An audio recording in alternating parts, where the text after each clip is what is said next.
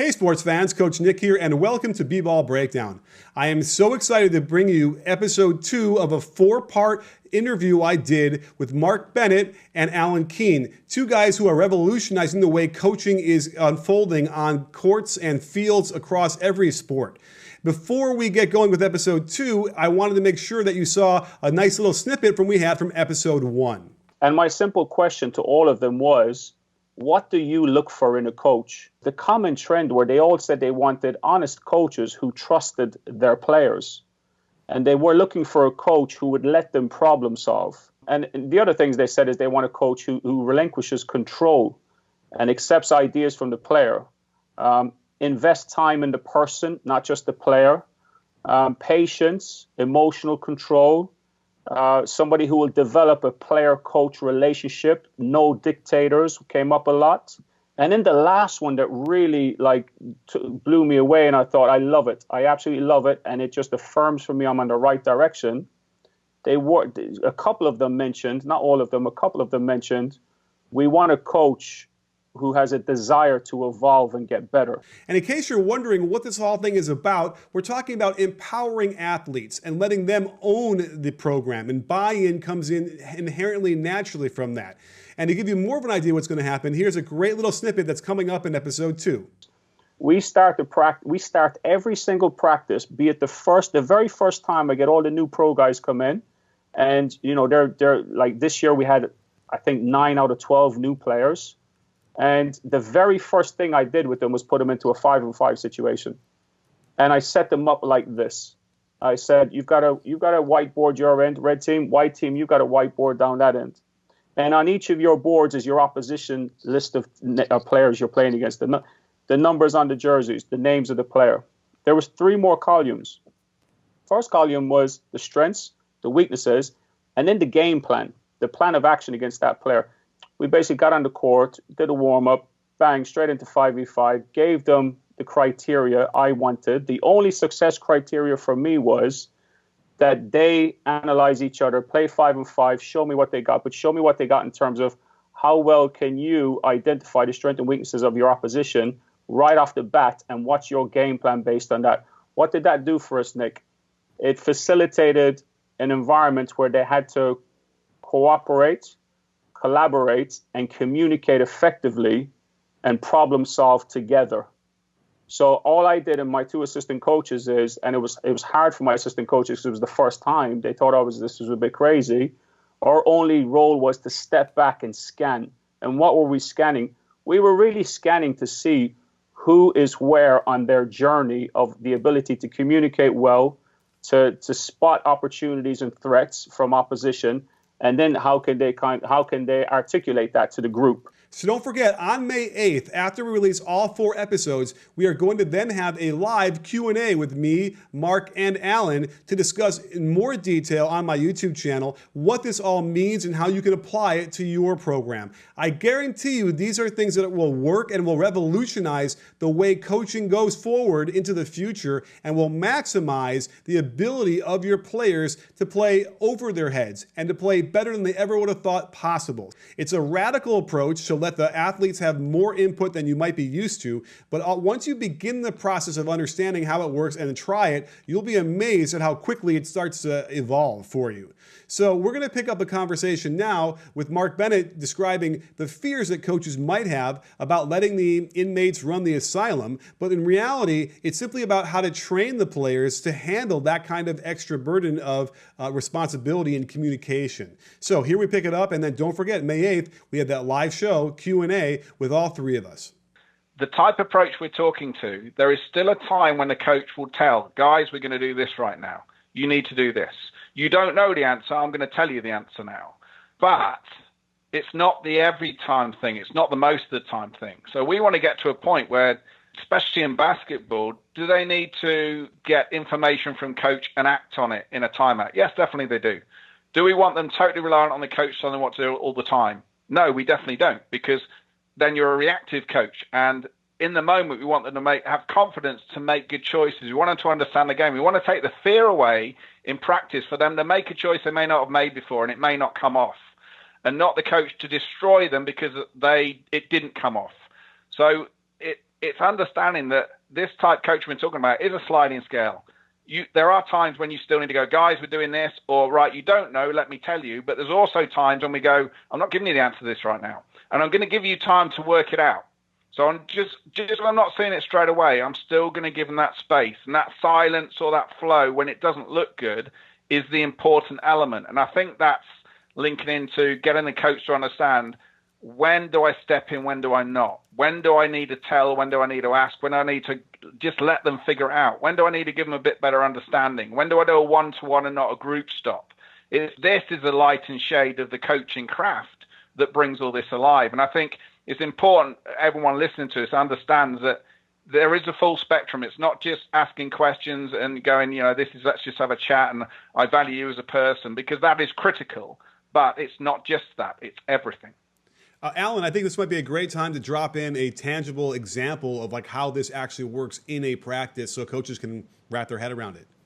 I'm not as competent yet as I'd like to be with holding back to not giving them the solution and getting the timing of that right, let's say. So there's a lot of things that influence that, be it a scoreboard, be it the owner of the club sitting behind the bench, be it wearing the national team shirt and we're performing and the wins and losses matter.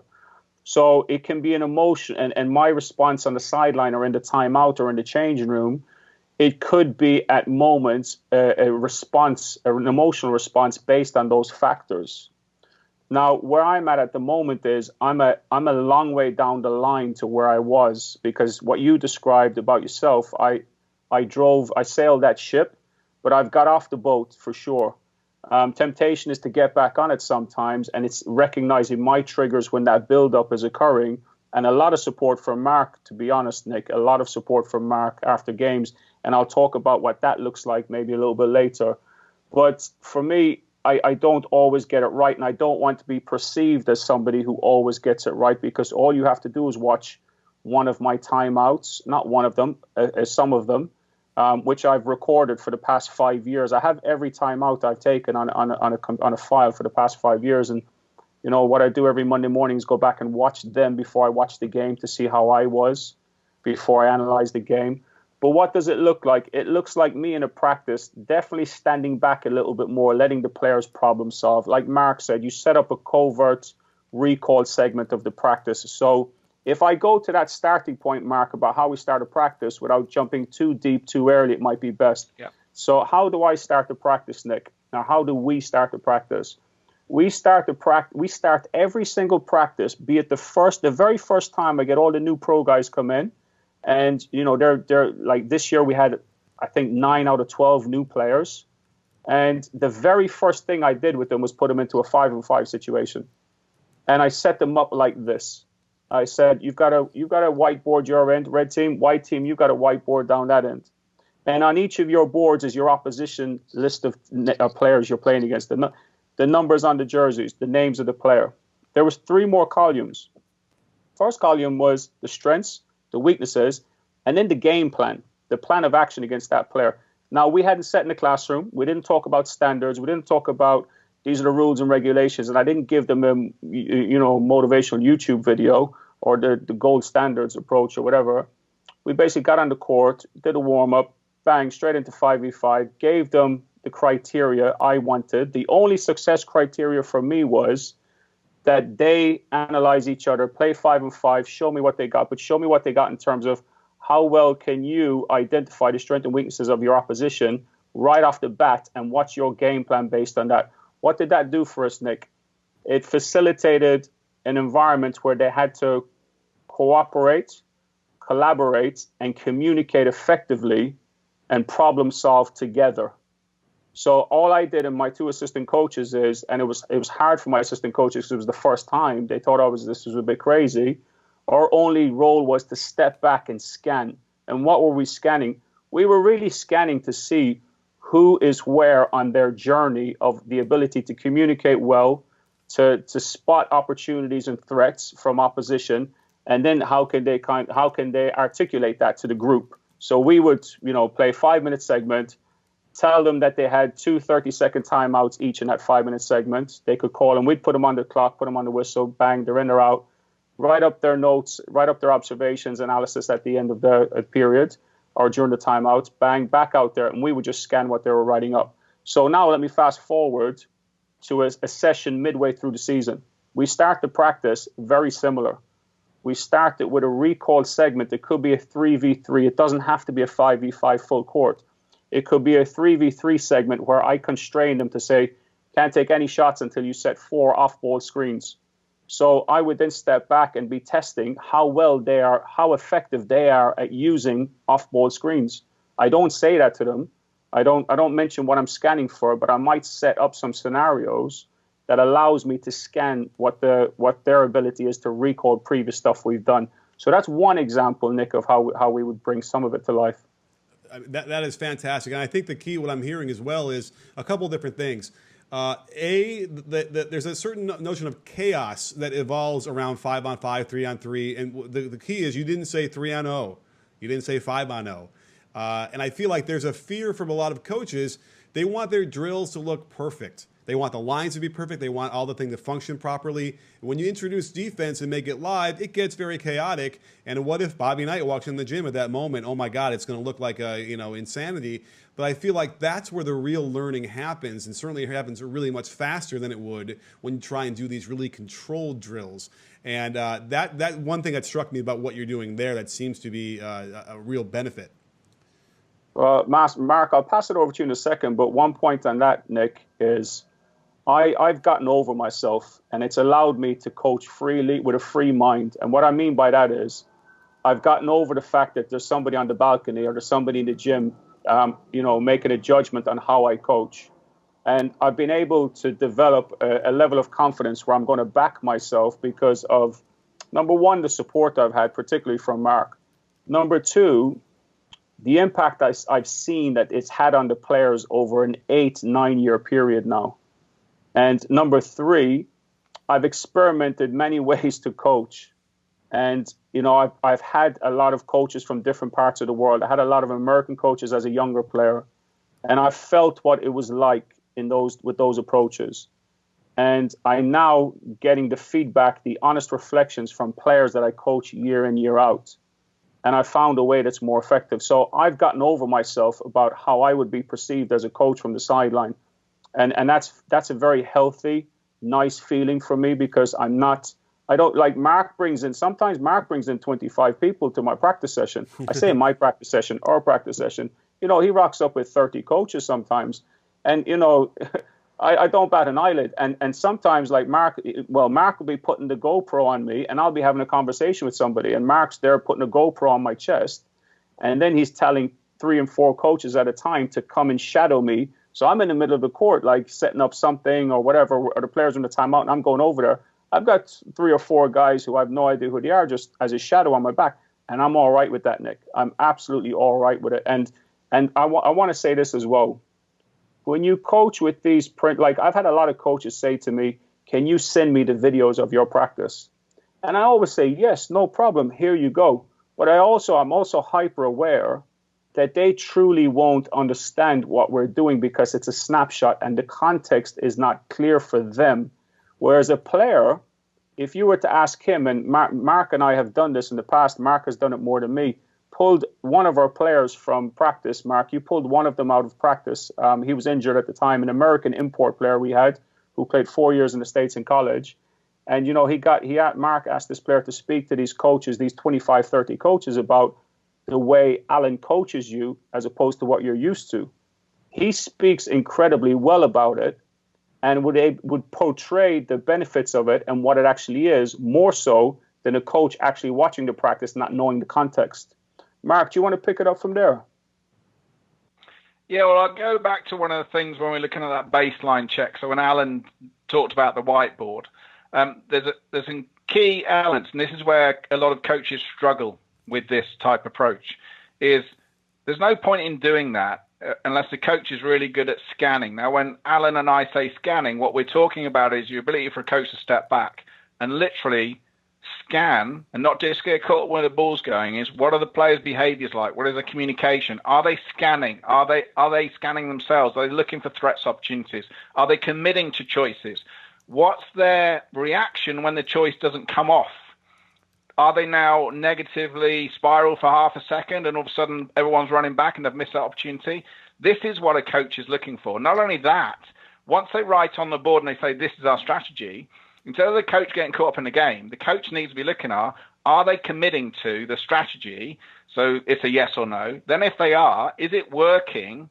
Yes or no. If it's not, are they changing it? Are they continuing to do something that's not working? Or are they communicating to adapt it live?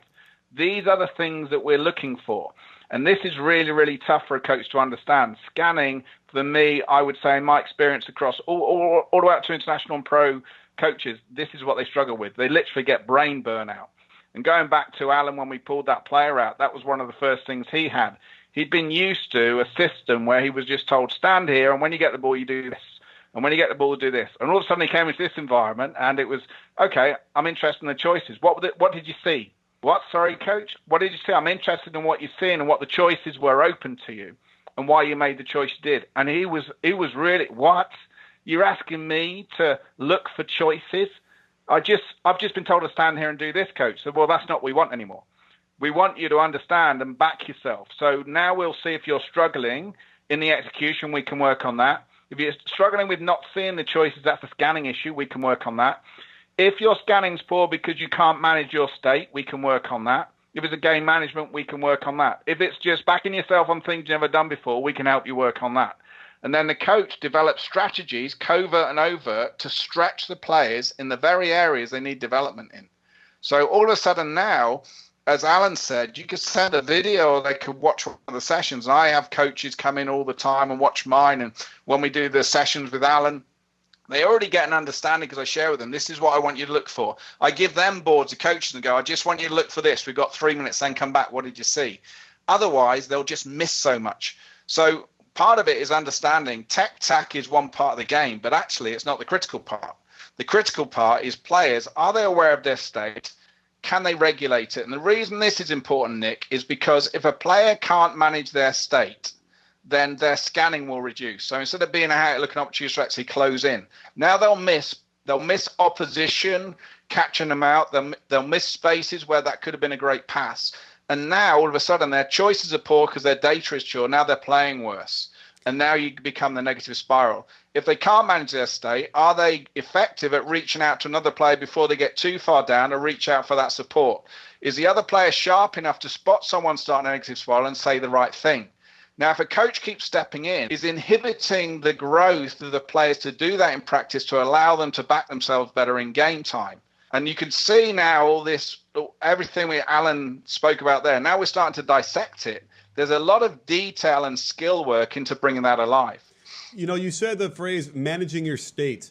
And I kind of feel like as I try and give out information about what you're talking about to other coaches to help them, what I worry about is, because really what I want the coaches to manage their own state, right? In theory, like for Alan, he described where you bring in 20, 30 coaches to watch a practice and they're shadowing you. Well, I can picture like if a screamer, yeller kind of coach in a practice would probably never allow that, right? Because he wouldn't want people to see how much he just goes insane in a practice. And you hear players, so many players talk about coaches who they've had like that. My other worry, though, that is as I start to try and help them understand, you know, what is your intention, what is your goal that will help you guide and sort of mitigate the emotional outbursts. Am I just trying to proselytize creating a bunch of robots that never have any kind of emotion or speak with any kind of force at all? Well, that's back to the point. I mean, when Alan doesn't mind me, I call Alan the crazy Irishman when we first met, which is kind of what I saw. Very emotional, really passionate, getting really frustrated with the players. And you see the players scared, you know, hiding from Alan. And Alan was doing it because he was very passionate. He wanted to help them. He invested in them. But actually, it was negatively impacting his intervention strategies and how he did it. So this is where the camera comes in. So it's always back to the coaches. Unless we've established what you're seeing and what they think they're doing is the same, we can't start a dialogue. So with you going to coach and asking them, you know, what is success for you, etc., they might give you some dismissive words, or they might mean what they're saying. But if their perception of what they're actually doing, how they coach, is different to reality, You can't start the conversation because it's going to go nowhere. So, yeah, I ask great questions. I do step in. I do control my state. Yeah, I lose it now and again, but the players sometimes need to be told.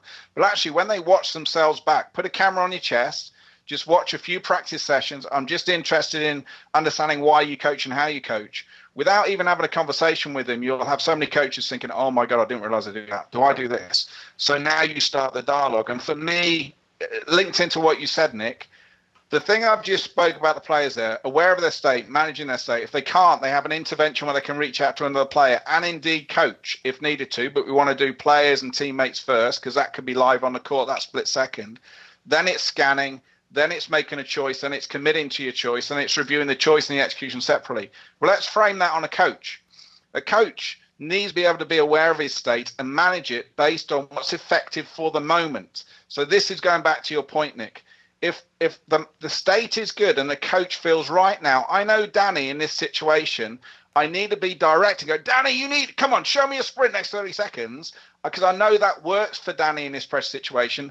I'm choosing to do that consciously, which is very different to, I'm now wound up, Danny's not working, I'm not really interested in what's going to be effective in communication, I'm just going to vent at Danny. The problem with that is we're not making objective choices now. We're not making smart choices. And if our state's down as a coach, our scanning will be poor. If our scanning's poor, we won't collate the right data. Therefore, we'll make poor judgment based on poor state, poor data capture, which could negatively impact your tactical choices and the way you're impacting the players in a game. And we need to practice that in practice. So everything you quite right there, Nick, we need to get the coaches to invest in somebody that can help them exploit what they're already good at and help them take it to another level. Well, so this is where I always say to coach, I want Alan to be Alan. I want Jimmy to be Jimmy. I just want Alan to be the best version of Alan, but still be Alan. Don't try and be Mark because it won't work. So there you have it, sports fans. Another amazing episode of a fantastic conversation that I had between Mark, me, and Alan. And definitely check out next week, episode 3, and the following week, episode 4, leading into our May 8th live Q&A with all three of us. So I'm telling you right now, though, if you can even begin the process of trying this when you begin coaching again, I think you're going to be surprised at how quickly it evolves and it becomes a lot more of an efficient way to tap into your team's true potential. So we'll see you again, episode 3 next week. And don't forget, sports fans, at B-Ball Breakdown, we're not a channel, we're a conversation. You win.